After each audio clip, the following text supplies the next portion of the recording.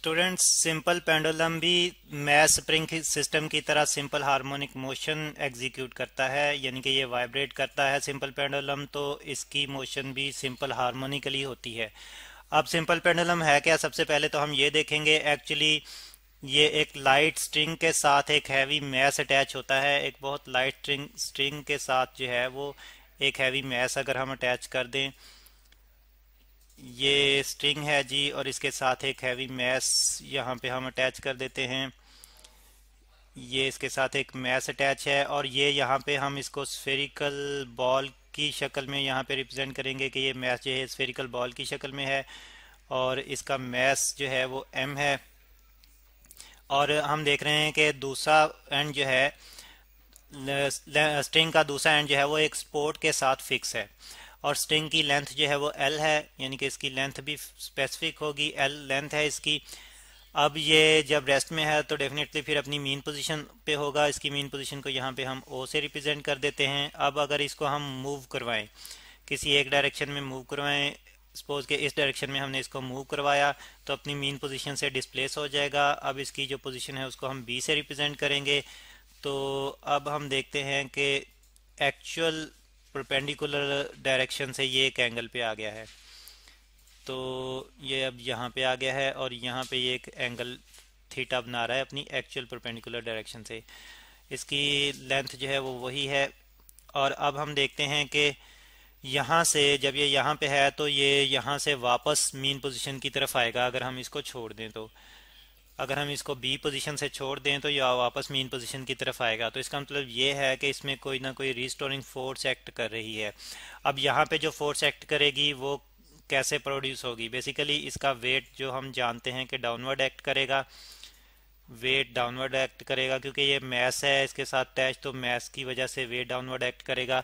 लेकिन हम देखते हैं कि मोशन जो है वो डाउनवर्ड डायरेक्शन में नहीं बल्कि मीन पोजीशन की डायरेक्शन में होगी। तो इसका मतलब है कि ये वेट जो कि फोर्स है और एक वेक्टर क्वांटिटी ही होती है फोर्स भी, तो फिर इस वेट के इस वेक्टर क्वांटिटी के कंपोनेंट जो है वो डिफरेंट डायरेक्शंस में एक्ट करेंगे, यानी कि वेट को हम इसके कंपोनेंट में रिजॉल्व करके देखेंगे। तो फिर इसमें हम देखते हैं कि एक कंपोनेंट जो है वो इस डायरेक्शन में आएगा।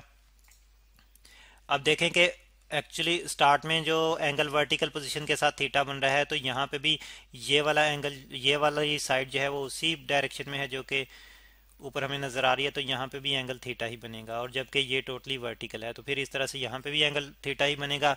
और ये वाला कंपोनेंट हमारे पास जो आएगा ये इसका कॉज कंपोनेंट होगा, यानी कि m g cos of theta component होगा। और दूसरा कंपोनेंट फिर m g sine of theta बनेगा और वो जो है इस डायरेक्शन में बनेगा, मीन पोजीशन की तरफ बनेगा। तो फिर इसमें देखें कि m g cos of theta जो है वो मोशन के अलोंग नहीं है, बल्कि m g sine of theta जो है ये मोशन के अलोंग है। तो m g cos of theta फिर कैसे बैलेंस आउट करेंगे हम।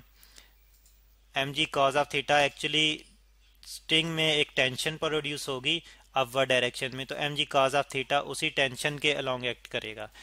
तो m g cos of theta जो बैलेंस हो रहा है ये बेसिकली टेंशन के बराबर आ रहा है, इसलिए टेंशन को बैलेंस कर रहा है। और दूसरा कंपोनेंट हम देख रहे हैं कि m g sine of theta है और ये मोशन के अलोंग है, तो इसका मतलब ये है कि m g sine of theta act करेगा और वो इसको रिस्टोर करवाने की कोशिश करेगा टुवर्ड्स मीन पोजीशन। तो यहाँ पे फिर रिस्टोरिंग फोर्स जो प्रोड्यूस होगी वो m g sine of theta की वजह से होगी।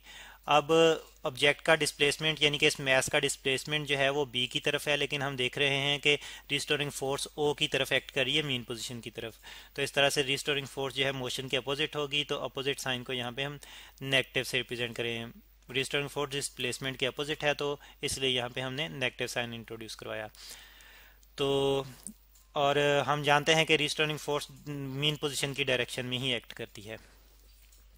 अब ये थीटा जो है ये बहुत स्मॉल एंगल होगा। स्मॉल एंगल कैसे होगा, हम जानते हैं कि थीटा एंगल जो है वो सर्कुलर मोशन को ही रिप्रेजेंट कर रहा होता है। और अगर यहाँ पे भी हम देखें, अगर हम पेंडुलम को मूव करवाते जाएं, बी पे ना रुकें बल्कि आगे बढ़ाते जाएं, तो हम देखेंगे कि ये वापस जब ओ पे आएगा तो एक पूरा सर्कल कंप्लीट करेगा और वो सर्कल बहुत बड़ा सर्कल बनेगा।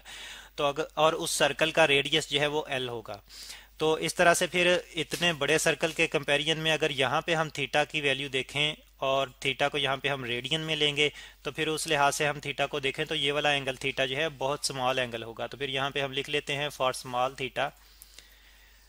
इसका क्या इफेक्ट होगा, यानी कि अगर एंगल बहुत छोटा हो तो फिर उसका क्या इफेक्ट होगा, ये हम देख लेते हैं फॉर स्मॉल थीटा। तो इसका इफेक्ट ये होगा जी कि जो साइन ऑफ थीटा है, ये साइन ऑफ थीटा जो है ये अप्रॉक्सीमेटली इक्वल होगा थीटा के। यानी कि अगर आप कैलकुलेटर पे ये प्रैक्टिस भी करें कि आप 0.5 या 1 रेडियन को इसका साइन लेके देखें तो ये आपके पास यही वैल्यू दोबारा से आ जाएगी। तो इस तरह से sine of theta approximately theta के बराबर ही आ जाएगा फॉर स्मॉल एंगल्स। तो हमारे पास फिर फोर्स का फार्मूला कुछ सामने आ जाएगा, रिस्टोरिंग फोर्स का F is equal to minus m g, sine of theta की जगह जस्ट थीटा ही आ जाएगा। अब ये रिस्टोरिंग फोर्स का फार्मूला है और हम जानते हैं कि रिस्टोरिंग न्यूटन का सेकंड लॉ भी हमें हेल्प आउट करता है फोर्स कैलकुलेट करने में, और वो क्या है जी, F is equal to m a. M जो है वो मैस है, यहाँ पे वही मैस जो स्ट्रिंग के साथ अटैच है, और ए जो उसमें एक्सलेशन प्रोड्यूस हो रहा है रिस्टोरिंग फोर्स की वजह से। और अब हम इन दोनों क्वेश्चंस को अगर कंपेयर कर लें, इक्वेशन 1 और इक्वेशन 2 को अगर हम कंपेयर कर लें तो ये हमारे पास आ जाएगा m a is equal to minus m g into theta. तो m कैंसल आउट हो जाएगा दोनों साइडों से और हमारे पास एक्सलेशन आ जाएगा a is equal to minus g into theta. तो फिर ये वाला एक्सलेशन जो है हम देख रहे हैं कि थीटा पे यानी कि एंगल पे डिपेंड करेगा, यानी कि जितना ज़्यादा एंगल बनेगा डिस्प्लेसमेंट एक्सलेशन भी उतना ही ज़्यादा प्रोड्यूस होगा। लेकिन हम एंगल को भी मज़ीद सॉल्व करेंगे, किसी और टर्म में हम एंगल को लिखेंगे। तो अब हम देखते हैं कि एंगल यहाँ पे एंगल थीटा बन रहा है और यहाँ पे एंगल थीटा बन रहा है। एंगल थीटा एल के साथ बन रहा है, और एल हमने कहा था कि अगर हम पेंडुलम को पूरे सर्कल में मूव करवाएं तो एल उसी सर्कल का रेडियस होगा। और हम जानते हैं कि थीटा एंगल जो रिलेट करता है लीनियर डिस्प्लेसमेंट के साथ, और वो ये है कि theta is equal to s over r. S linear displacement है जो कि सर्कल की आर्क को यानी कि सर्कल के सर्कमफ्रेंस के लॉन्ग होता है, और आर उसका रेडियस होता है। यहाँ पे ऊपर हम देख रहे हैं कि यहाँ पे सर्कल के सर्कमफ्रेंस के लॉन्ग जो छोटा सा पार्ट बन रहा है वो ये वाला, यहाँ पे अगर हम लिख दें ए तो ये आर्क बन रहा है ए बी। तो यहाँ पे फिर हम देख सकते हैं कि एस जो है वो आर्क ए बी के बराबर है, आर्क ए बी। और रेडियस हमने कहा था कि यहाँ पे रेडियस बनेगा एल, तो फिर आर की जगह एल आ जाएगा। अब हम एक चीज़ और भी देख रहे हैं कि ये आर्क जो है ये, क्योंकि एंगल थीटा बहुत स्मॉल है तो ये आर्क जो है इतना कर्व्ड नहीं होगा, इतना इसमें कर्व इंट्रोड्यूस नहीं होगा, बल्कि ये अप्रॉक्सीमेटली एक स्ट्रेट लाइन ही बनेगा, स्ट्रेट लाइन ओ बी बनेगी, और उसकी लेंथ जो है वो एक्स होगी। तो इस तरह से हम आर्क ए बी को लिख सकते हैं O B divide by l, और ये ओ बी हमने कहा कि एक्स इसकी लेंथ होगी, ये ओ बी एक्स के बराबर होगा डिवाइड बाय एल। तो इस तरह से थीटा की वैल्यू हमारे पास क्या आ रही है, theta is equal to x divide by l. अब थीटा की ये वाली वैल्यू जो क्वेश्चन थर्ड हमने बनाई है एक्सलेशन के लिए, यहाँ पे अगर हम इस थीटा की वैल्यू को पुट करें तो हमारे पास एक्सलेशन की फिर इक्वेशन इस फॉर्म में आ जाती है, A is equal to minus g into x divide by l. अब इस इक्वेशन में हम देख रहे हैं कि g जो कि ग्रेविटेशनल कांस्टेंट है, यानी कि ये g ऑलरेडी कांस्टेंट है जबकि लेंथ भी हम चेंज नहीं कर रहे, तो ये सारी क्वांटिटी जो है ये कांस्टेंट रहेगी। अगर ये सारी क्वांटिटी कांस्टेंट रहेगी, यहाँ पे हम लिख लेते हैं कि ये क्वांटिटी कांस्टेंट है, ये क्वांटिटी कांस्टेंट रहेगी। इस क्वांटिटी को अगर हम हटा दें यहाँ से कांस्टेंट क्वांटिटी को, तो इक्वेशन दोबारा से प्रोपोर्शन में चेंज हो जाएगी, तो एक्सलेशन हमारे पास आ जाएगा a proportional to minus x. तो देखें ये वही कैरेक्टरिस्टिक है सिंपल हार्मोनिक मोशन की जो कि हमने मैस स्प्रिंग सिस्टम स्टडी करते हुए देखी थी कि acceleration is directly proportional to displacement and opposite to the displacement, जो कि नेगेटिव साइन से हमें नजर आ रहा है। अच्छा, अब हम दोबारा से इसको रीराइट कर लेते हैं एक्सप्रेशन की इसी इक्वेशन को, a is equal to minus g divided by l into x. और एक इक्वेशन हम ऑलरेडी जानते हैं सिंपल हार्मोनिक मोशन के लिए, ये तो हमने देख लिया कि पेंडुलम की मोशन सिंपल हार्मोनिक मोशन है, तो इसका मतलब है कि ये इक्वेशन भी सिंपल हार्मोनिक मोशन के एक्सलेशन को डिफाइन करेगी।